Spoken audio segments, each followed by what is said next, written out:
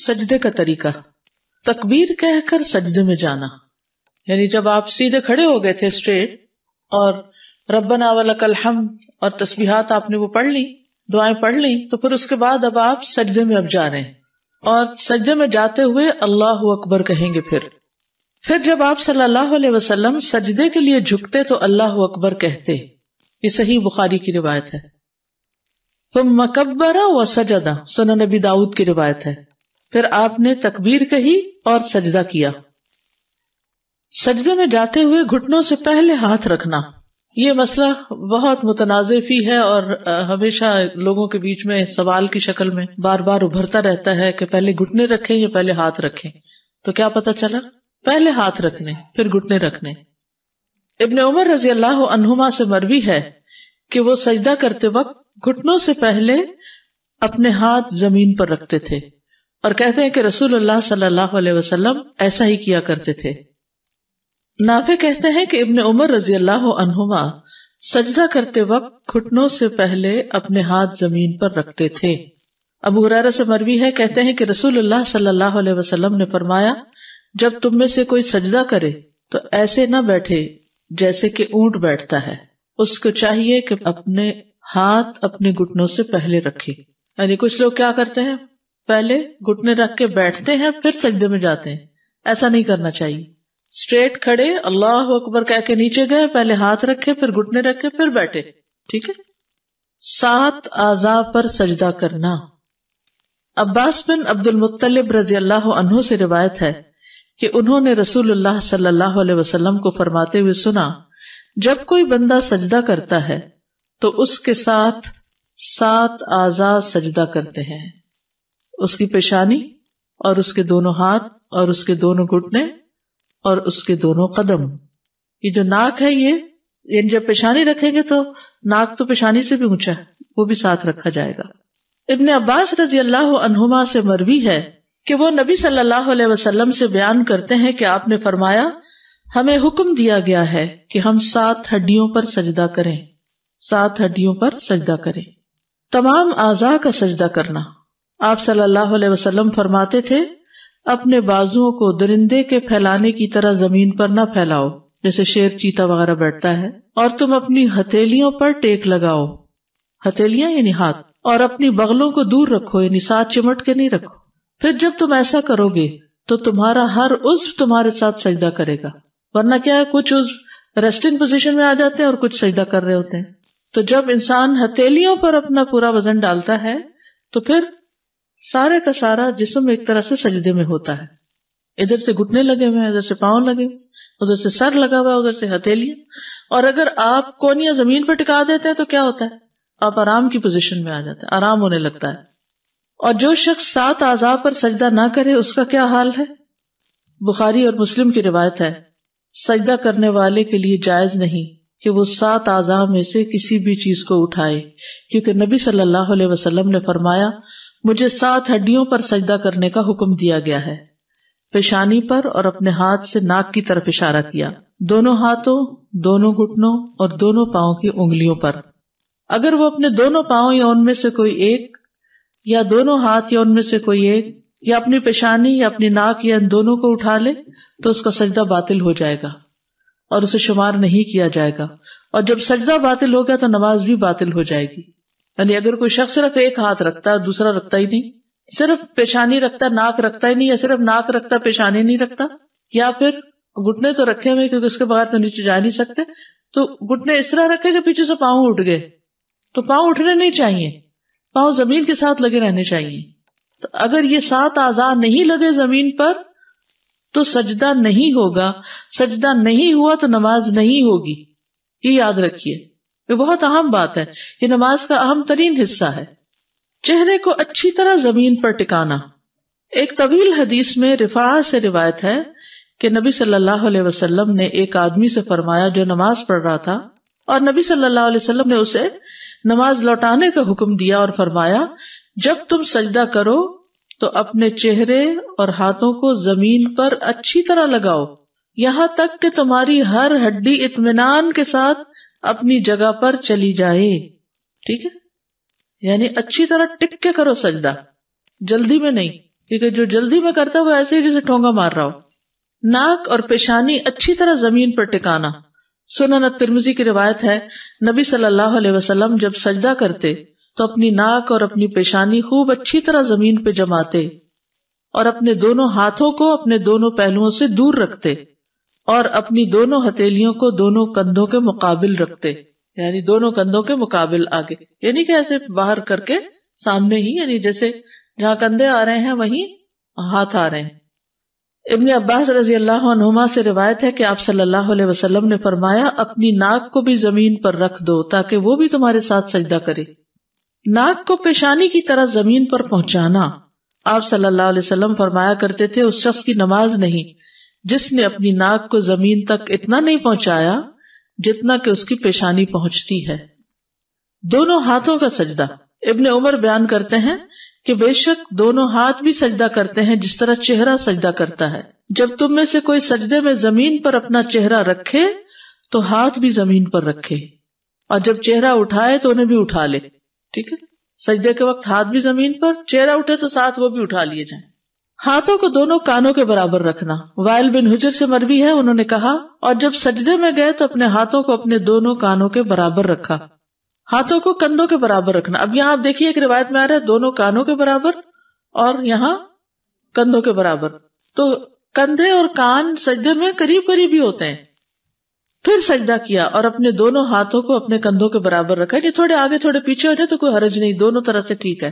ہاتھوں کی انگلیاں قبلہ رخ کرنا، سامنے رکھنا. کچھ لوگ یوں کر کے سجدہ کر رہے ہوتے ہیں، انگلیوں کا اینگل ٹیڑھا ہو رہا ہوتا ہے. نہیں، انگلیاں سیدھی رکھنی ہے. محمد ابن عمرو ابن عطا سے روایت ہے، کہتے ہیں کہ آپ صلی اللہ علیہ وسلم جب سجدہ کرتے تو اپنے دونوں ہاتھوں کو رکھتے اس حالت میں کہ نہ زمین پر بچھے ہوتے اور نہ سمٹے ہوتے. بچھے ہوتے کا مطلب یعنی یوں کھول کے ایسے نہیں رکھے ہوتے تھے اور نہ یوں اکڑائے ہوتے، جیسے پہلے ہم نے بات کی تھی ہاتھ پکڑنے کی، یعنی کہ نیچرل پوزیشن میں. اور انگلیوں کا رخ سیدھا قبلے کی طرف کرتے تھے. واستقبل باطراف اصابعہ القبلہ، یعنی سجدہ کرتے ہوئے ان دونوں ہاتھوں کی انگلیوں کے اطراف قبلے کی طرف. اطراف کناروں کو کہتے ہیں. انگوٹھا تو obviously ادھر ہو جائے گا لیکن باقی سامنے کی طرف رہے، ہاتھ کو ٹیڑھا نہ کیا جائے. ہاتھوں کی انگلیاں ملانا. وائل بن حجر سے مرفوع ہے کہ جب آپ رکوع کرتے تو انگلیاں کھول لیتے، اسی لیے پھر ہم گھٹنے کو ایک طرح سے پکڑ لیتے ہیں، اور جب سجدہ کرتے تو انگلیوں کو ملا لیتے.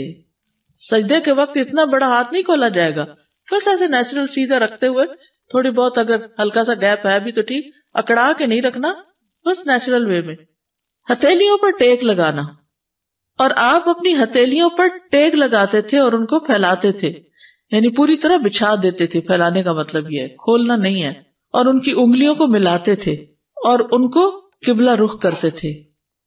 ہتھیلی کے اندرونی حصے پر سجدہ کرنا، یعنی انگلیوں پر نہیں بلکہ ہتھیلی پر بوجھ آنا چاہیے.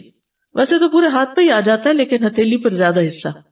براء ابن عازب کہتے ہیں کہ رسول اللہ صلی اللہ علیہ وسلم ہتھیلی کے اندرونی حصے پر سجدہ کرتے تھے، یعنی ہاتھ رکھے نا تو اپنے اپنے ڈیسک پہ ہاتھ رکھے.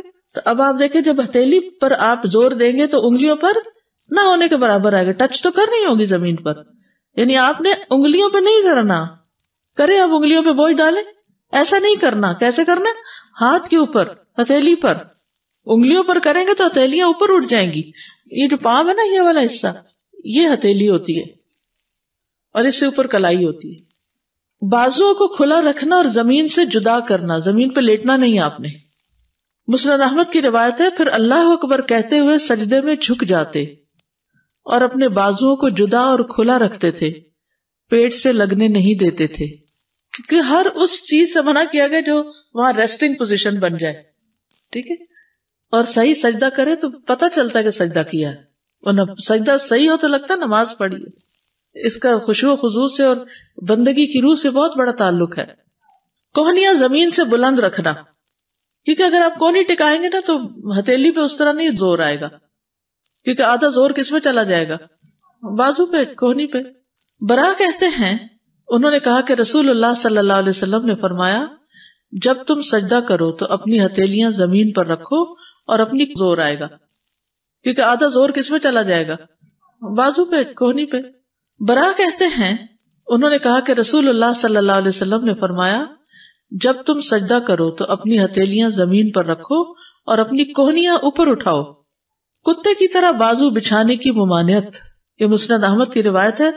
انس رضی اللہ عنہ نبی صلی اللہ علیہ وسلم سے روایت کرتے ہیں کہ آپ صلی اللہ علیہ وسلم نے فرمایا تم میں سے کوئی شخص نماز میں کتے کی طرح اپنے بازو نہ بچھائے. یعنی کونیاں نیچے لگا کے بازو بچھانے نہیں, ریسٹنگ پوزیشن میں سجدہ نہیں کرنا, ہتھیلیوں پہ کرنا, بازو اوپر رکھنے. ہاتھوں کے درمیان اتنا فاصلہ کہ پیچھے سے بغلوں کی سفیدی نظر آئے, یعنی بالکل منہ کے ساتھ لگا کے ہاتھ نہیں رکھنے, ذرا کھلے رکھنے کہ بغلے کھل جائیں. یہ بھی نہیں کہ اتنا کھلا کر دیں, اعتدال میں رکھیں گے لیکن بغلیں کھلی ہوں گی. عبداللہ بن مالک بن بحینا روایت کرتے ہیں کہ نبی صلی اللہ علیہ وسلم جب نماز پڑھتے تو سجدے کی حالت میں اپنے ہاتھوں کو کشادہ رکھتے, یعنی پہلوؤں سے دور رکھتے, یہاں تک کہ آپ کی بغلوں کی سفیدی نمایاں طور پر ظاہر ہوتی. ٹھیک ہے, اصل میں آپ صلی اللہ علیہ وسلم اسمارٹ بھی تھے نا, تو بازوں کا گوشت لٹک نہیں رہا تھا, یا پیٹ اتنا بڑا نہیں تھا, یا ویسے اوپر کا حصہ اتنا بھاری نہیں تھا, لہذا جب آپ کھولتے تو پیچھے سے دیکھنے والا آپ کے بغلوں تک دیکھ لیتا. نبی صلی اللہ علیہ وسلم کی زوجہ میمونہ رضی اللہ عنہا سے روایت ہے, انہوں نے کہا رسول اللہ صلی اللہ علیہ وسلم جب سجدہ کرتے تو اپنے ہاتھوں کے درمیان فاصلہ کرتے, اپنے ہاتھوں کے درمیان یعنی ہاتھ جو زمین پہ رکھے فاصلہ کرتے, یعنی انہیں پھیلا لیتے یہاں تک کہ پیچھے سے آپ کی بغلوں کی سفیدی دیکھی جا سکتی تھی. اور جب آپ بیٹھتے تو بائیں ران پر اطمینان سے بیٹھتے. ٹھیک ہے, یعنی جب آپ سجدے سے اٹھ کر بیٹھتے تو کیسے بیٹھتے؟ بائیں پاؤں کے اوپر. کوہنیوں کو پہلوؤں سے جدا کرنے میں مشقت اٹھانا. صاحب رسول صلی اللہ علیہ وسلم احمر بن جز بیان کرتے ہیں کہ رسول اللہ صلی اللہ علیہ وسلم جب سجدہ کرتے تو اپنے بازوؤں کو اپنے پہلوؤں سے اس قدر دور رکھتے کہ ہمیں آپ کی مشقت دیکھتے ہوئے آپ پہ ترس آتا, یعنی مشکل ہو جاتی. اور جب لمبا سجدہ کرے انسان اور اس پوزیشن میں تو اچھی خاصی مشقت ہے اس میں. دونوں ہاتھوں کو پہلوؤں سے اتنا دور رکھنا کہ بکری کا بچہ گزر سکے.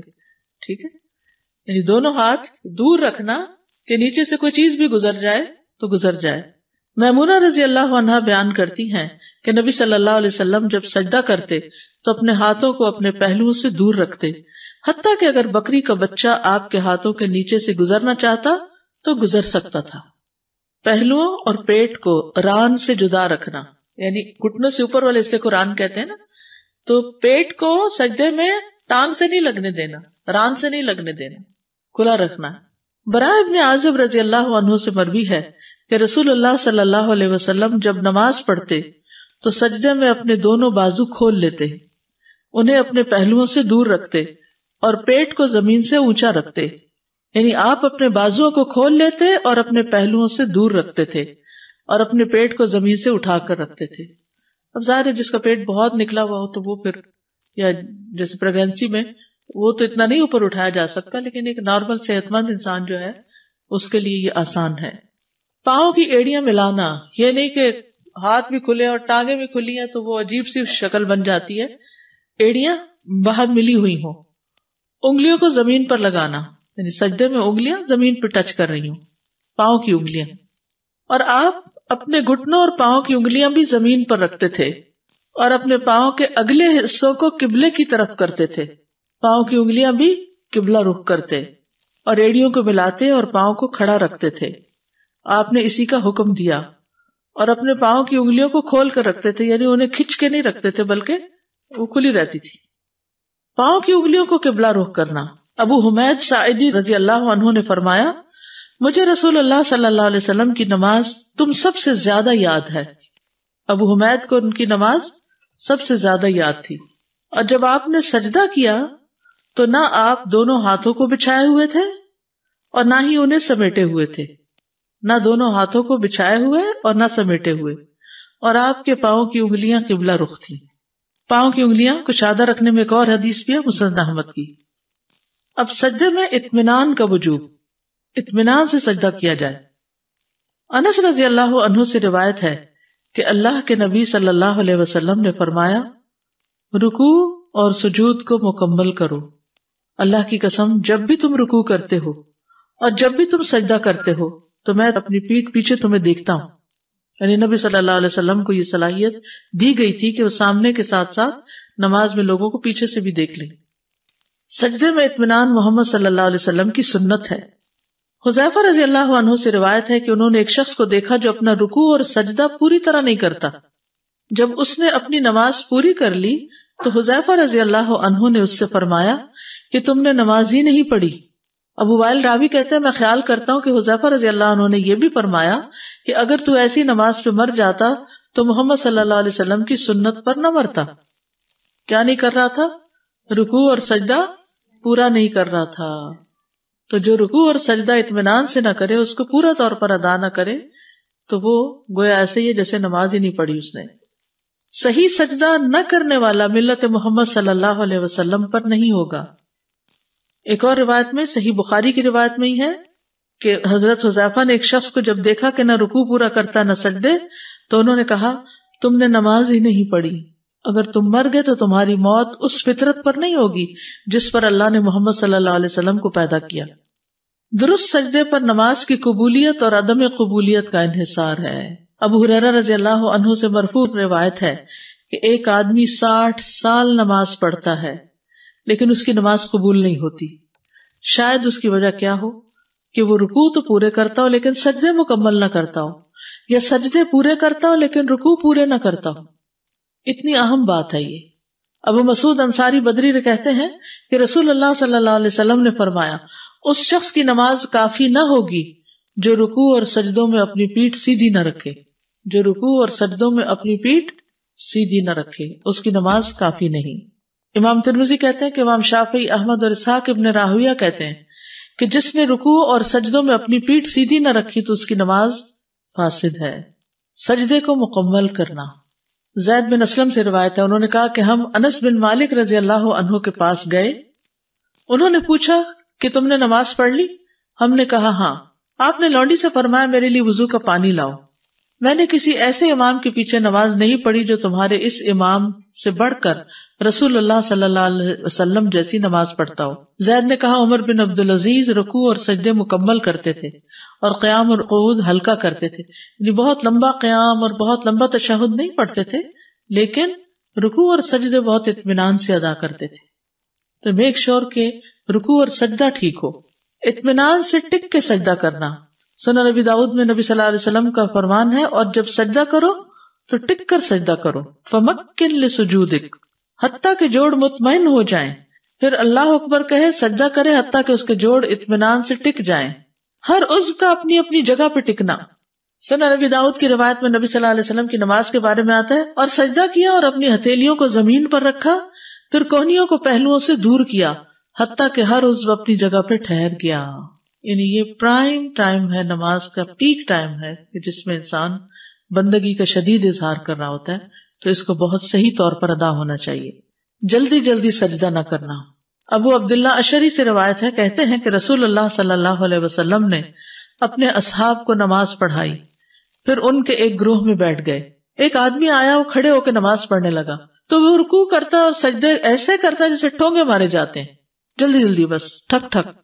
تو نبی صلی اللہ علیہ وسلم نے فرمایا کیا تم لوگ اس کو دیکھ رہے ہو؟ جو شخص اس حالت میں مر گیا وہ اس حالت میں مرے گا کہ محمد کی ملت پر نہ ہوگا صلی اللہ علیہ وسلم. یہ شخص اس طرح نماز میں ٹھونگے مار رہا ہے جیسے کوا خون میں ٹھونگے مارتا ہے، یعنی کوئی اپنا شکار کھانے کے لیے.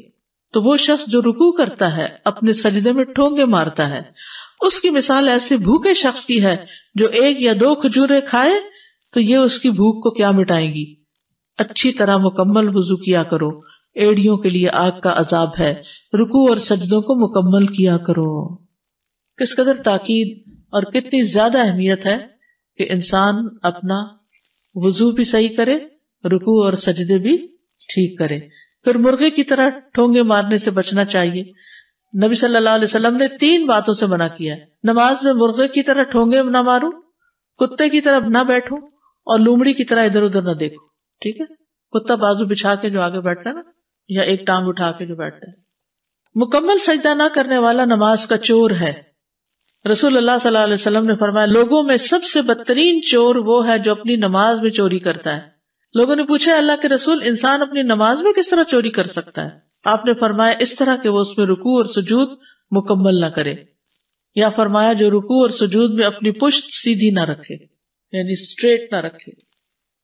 سجدہ پورا نہ کرنے والے کے لیے وعید۔ علی بن شیبان جو اپنے قبیلے کے وفد میں شامل تھے، انہوں نے فرمایا ہم لوگ اپنے علاقے سے نکلے یہاں تک کہ رسول اللہ صلی اللہ علیہ وسلم کی خدمت میں حاضر ہوئے، ہم نے آپ کی بیعت کی، آپ کے پیچھے نماز ادا کی۔ آپ نے آنکھ کے کنارے سے ایک آدمی کو دیکھا جو اپنی نماز صحیح ادا نہیں کر رہا تھا، یعنی رکوع اور سجدے میں کمر ٹھیک نہیں رکھ رہا تھا۔ جب نبی صلی اللہ علیہ وسلم نماز سے فارغ ہوئے تو فرمایا اے مسلمانوں کی جماعت، اس شخص کی کوئی نماز نہیں جو رکوع اور سجدے میں کمر سیدھی نہیں کرتا۔ چہرے کا رخ موڑے بغیر آنکھ کے کنارے سے اگر کوئی چیز نظر آ گئی ہے، کسی کی حرکات و سکنات کا پتہ چل گیا تو اس سے نماز میں فرق نہیں پڑتا، لیکن خشوع میں تو بہرحال فرق ہو جاتا ہے۔ پھر نہیں، کونیاں نہیں پھیلانی، بازو اس طرح کرنے نا، یعنی بہت زیادہ بھی نہیں کرنے، بازو کا بہت ٹائٹ بھی لوگ کر دیتے ہیں، لیکن یہ ہے کہ پھر اس صورت میں جو اضطراری کیفیت جہاں بھی آ جائے نا، تو وہاں پر یعنی کوئی بیماری ہے، مجبوری ہے، کوئی جگہ تنگ ہے، پھر اس صورت میں جیسے بھی ہو نماز پڑھ لیتے ہیں۔ سمجھ آتا ہے، لیکن سجدے میں پشت کا سیدھا، سجدے میں پشت سے مراد یہ ہے کہ یوں نیچے کو نہیں جھک جانا چاہیے، یوں نہیں ہونی چاہیے، یوں ہونی چاہیے، ٹھیک ہے، یوں بل نہیں ہونا چاہیے، اس میں جھکاؤ نہیں ہونا چاہیے، اسٹریٹ سر سیدھا، یعنی پیٹھ اور سر کے بیچ میں جو ریڑھ کی ہڈی ہے وہ اسٹریٹ رہے، اس میں کب نہ آئے۔ اگر کسی کا ویسے بڑھاپے کی وجہ سے آ گیا تو اور بات ہے، یا یہ کہ اندر کی طرف نہ جھکا ہوا۔ جتنی بھی ریسرچ کی گئی ہے، ایک حدیث بھی یعنی کہ عورت ایسے سجدہ نہ کرے، یہ علماء نے اپنی طرف سے کہا ہے۔ تو جب علماء اپنی طرف سے کہیں اور عورتیں سجدہ غلط کرتی رہیں اور اپنی نمازیں خراب کریں تو اس کو ماننا ضروری نہیں، اور کہتے ہیں کہ نہیں پردے کی وجہ سے۔ آپ دیکھیے گھر میں نماز پڑھ رہی ہے نا، اسی لیے تو عورت کا گھر میں نماز پڑھنا اور اندر والے حصے میں پڑھنا زیادہ بہتر ہے۔ ہمارے ہاں جو علماء تفریق کرتے ہیں نا عورت مرد کی نماز کی، تو وہ پھر اس طرح کی باتیں کرتے ہیں کہ بچ کے کرے۔ ہاں، تو جب بچ گئے تو پھر سجدہ ہی نہ رہا۔ 7 ہڈیوں کا خیال رکھے تو صحیح سجدہ ہو جائے گا۔ 2 سجدے ہیں، آپ نے ایک سجدہ کیا اور ایک آپ کو یاد نہیں کہ آپ نے دوسرا کیا کہ نہیں، اب آپ نے سجدہ سہو ایک اور کر لیجئے اسی وقت اگر کر رہے ہیں، اوکے، اور اس کے بعد سجدہ سہو کر لیں۔ لیکن ایک سجدہ جب ہو گیا تو آپ کا رکن کمپلیٹ ہو گیا؟ نہیں، ایک سے تو رکن نہیں کمپلیٹ ہوگا، ایک رکعت اور پڑھیے، کیونکہ ہر عضو کو سجدہ کرنا ہے نا، ہر عضو کو سجدہ کرنا ہے۔ یعنی جب ایک چیز بھی آپ اپنی جگہ سے ہٹائیں گے تو اس کا اثر صرف اس پہ نہیں رہے گا، اور حصے پہ بھی چلا جائے گا۔ جب تک سجدہ یعنی پرفیکٹ ہوگا تو سارا ہی ہوگا، اگر ایک حصہ خراب کیا تو باقی بیلنس بھی بگڑ جائے گا۔ جی السلام علیکم۔ جب ہم سجدہ کر رہے ہیں تو ہماری جو سب سے چھوٹی انگلی ہے، I'm not too sure، وہ بھی ساتھ اگر نہیں ہوتی ہے ہی چھوٹی کوئی بات نہیں۔ اچھا، اب کچھ لوگوں کے جیسے میرا مسئلہ ہے کہ جیسے اگر انگوٹھا یا 2-3 انگلیاں زیادہ لمبی ہیں اور 2 جو ہیں وہ چھوٹی ہیں تو پوری نہیں ٹکتی زمین پر، تو اگر ایک بھی ٹک رہی ہے تو پھر ایک بھی کافی ہے، کیونکہ باقی پھر ہم ان کو ٹیڑھا کیسے کریں۔ اچھا سوال ہے۔ بعض لوگ پیچھے سے پاؤں کراس کر لیتے ہیں، سجدہ کر رہے ہوتے ہیں اور پاؤں کے اوپر پاؤں رکھ لیتے ہیں، یہ بھی غلط ہے۔ انشاءاللہ آپ کو وہ نماز میں کی جانے والی غلطیوں کی اگر ویڈیو دکھا دی جائے تو اس سے پھر ساری غلطیوں کا پتہ چل جائے گا۔